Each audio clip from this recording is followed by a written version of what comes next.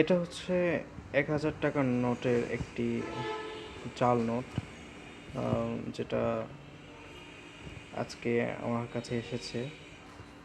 আহ, তো এটা একটু ইজিলি একটু ধরা হয়েছে, কেননা এই নোটটা অনেকবার ব্যবহৃত।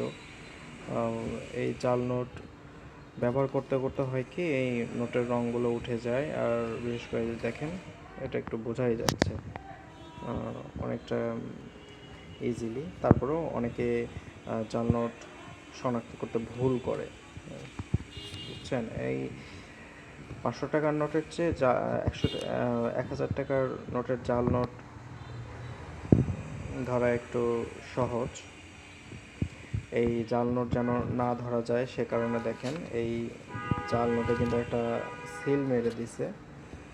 আবার দেখেন নামও লিখে রাখছে, আবার একটা সংখ্যাও লিখে রাখছে। বিশেষ করে অনেকে টাকার নোটের ওপর লেখা দেখেই পাশ কাটিয়ে চলে যায়, সে কারণে হয়তো বা এমনটা করা হয়েছে। এখন বর্তমানে অনেক নোট আসছে যেগুলো একদম নিখুঁত, যেটা খালি চোখে অনেকে ধরতেও পারে না, অনেক ব্যাংকাররাও ভুল করে।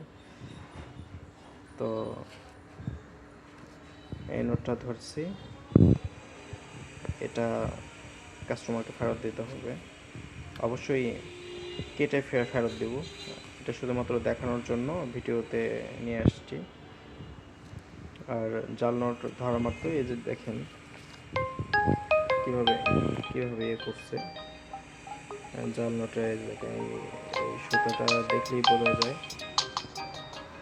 আর এই একটু একটু হলেও এই নোটের কালার একটু ডিসকালার হয়ে থাকে। জাল নোট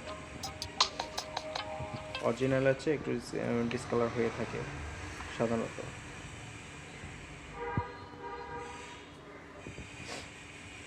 তারপরেও যারা পারদর্শী না, এই জাল নোট ধরাটা শিখে নেবেন।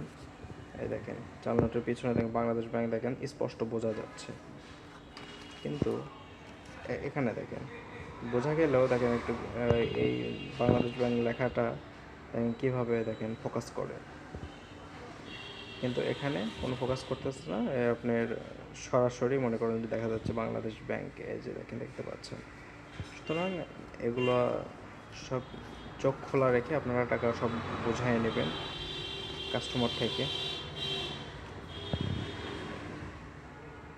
সো আজকের ভিডিওটা এই পর্যন্তই। ভালো থাকবেন, সুস্থ থাকবেন। আল্লাহ হাফিজ।